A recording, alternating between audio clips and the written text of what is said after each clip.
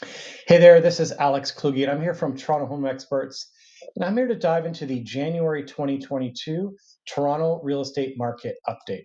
Okay, before I begin this video, these are some pretty wild numbers that I'm about to share, and I don't want to draw too much conclusion from what's happening with just a market snapshot for January, because it's really only 1 month, and typically January is a low volume month anyways, but still actually kind of paints a picture of what's happening in the market and what we may see for the next month or two. So let's dive in and look at those numbers. So sales volume is down like 18%, and that's primarily because of the lack of active listings, or lower active listings, I should say. And that's pretty typical. So, you want to look at the relationship of sales to active listings. So if we dive into active listings, no surprise, we are down 44%, which is pretty significant. And so why is that? I mean, it comes down to, I think, incredible buyer demand that we're seeing right now. There's this narrative in the market that there's a lack of supply and there's a lack of supply, and that's why prices are going up. It's actually, yes, that's true, but I think the bigger story, or the more accurate narrative, is that there's just incredible buyer demand.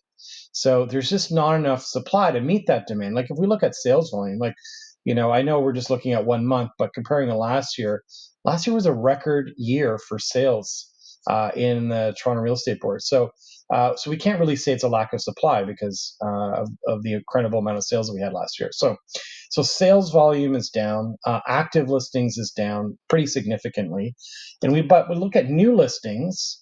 New listings is only down 15%. So what is that saying? That the inventory is being absorbed at a much faster rate than last January. Okay. So, but the number that I actually am most is kind of the biggest eye opener in my view is when we look at average price. Okay, so average price when we look at January 2021 to January 2022, it's up 28.6%, which is a significant jump for January. So does that mean that your house or condo has gone up by 28%? It doesn't. And this is just like a basket of homes that transacted during this month, and compare it to the average or the average price of the month of January 2021. So yes, on an average basis, they're up 28%. But actually, what's kind of the more eye-opening story, in my view, is when looking at average price increase from December 2021 to January 2022, went up by 7.3%. Like, so the average price went up that much. So again, does that mean that, in 1 month, like every house and condo in the city of Toronto has gone up by 7%? No, that does not what it means.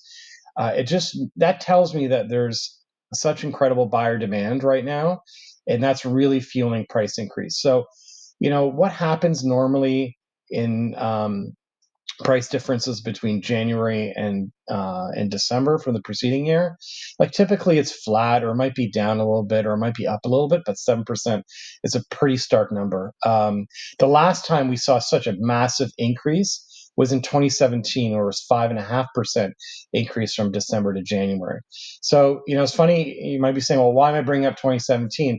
I do see a lot of parallels with this market. Like the first 4 months of 2017 were absolutely crazy in terms of a real estate market. And what happened? What happened after, in April? I don't know if you remember, but there was new legislation that was brought forward by the provincial government, and there was the non-resident tax that was implemented, and that really put the brakes on the market. Now are we going to see something again like this April? Who knows? But I do think there's a lot of discussion that we're seeing, that the federal government may implement new measures to sort of curb or curtail such like incredible price growth that we're seeing. Now, we're going to get mortgage increases this year. We're probably seeing our first rate increase in March. So that'll also put a little bit of what I call brakes on this market. But I think there's gonna be some policy changes, and who knows what they might be.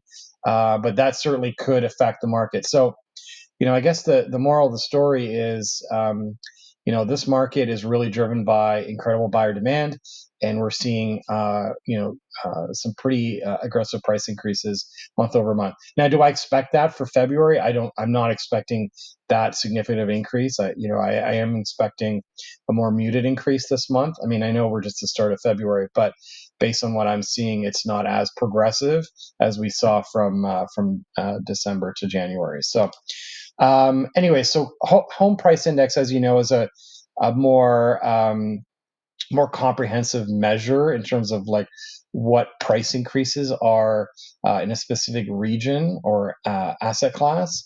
And so when you look at these benchmarks, they're not too dissimilar from where they were last month, right? So in terms of year over year change. Again, does this mean that every house or condo in Durham has gone up 44%? No, but this is certainly not sustainable. Like, I just want to say this, like, this type of increase is not sustainable long term. And again, like, with real estate markets typically going up, this is pre-COVID, of course. Toronto was anywhere between 6 to 10%, and maybe a little bit more in some years, and maybe a little bit in others. And again, depends if you had a house or a condo. But yeah, so really, like, could this be another type of year where we're seeing these types of price changes? I personally don't think so, but it's certainly possible, right? So certainly 24% for Toronto average HPI increase year over year is nothing to sneeze at in that regard. Okay, so like just looking at asset class changes, like when we're looking at price differences between condos, townhouses, semis, and detached, like you'll see in Toronto is pretty consistent. And condos tend to lag most other areas outside of Toronto proper. I actually see this changing this year. And anyone's not watched the 2022 predictions video that we recorded earlier, you got to watch it because I've got some great nuggets in there, and talk about what I think is going to happen this year based on my experience in this market and what I'm seeing as an active agent on the ground. So but again, like, I think condos are going to probably lead these numbers if we're looking at this a year from now, and freeholds are going to probably have a slightly more muted appreciation number, just because condos are really playing catch up to freeholds just due to the whole COVID market dynamics. Okay, so days on market, unsurprisingly, with all the stats that I've just gone through, they're going to be lower, and they're significantly lower. Like 13 days on market just speaks to the active sales that we're really seeing, or active listings being down so much, and that's a function of just the buyer demand, as I was saying. Months of inventory, as you know, based on what I've been talking about, the last couple of months, this is another record low. I mean, we were at an all-time low for December, and again, this is another all-time low for January. So again, not surprising given some of the numbers that we just talked about. But I do expect the months of inventory to increase gradually through this year, probably not in February or March, but as we progress through the spring market, I do expect inventories to rise, and therefore months of inventory to rise correspondingly. But when we're even looking at anything sub 2, like less than 2 months of inventory is deemed very much a seller's market. So it's not like we're going to go into a buyer's market, I don't think. I think we're still going to see a strong seller's market, but we're not going to see months of inventory below 1 for the whole year. That's just certainly not sustainable in my eyes. So this concludes our video for this month. I hope you liked it. As I said, if you haven't watched the predictions video, be sure to watch that. It's got some great reviews, and we got some great questions from that as well. So if you have questions or want to understand what these market stats mean for you as a buyer or seller in this market, please reach out to us with any of our socials, or you can get in touch with us by email or phone. We're happy to chat and see how these numbers apply to you. And again, thanks for watching, and we'll see you next month. Thanks again.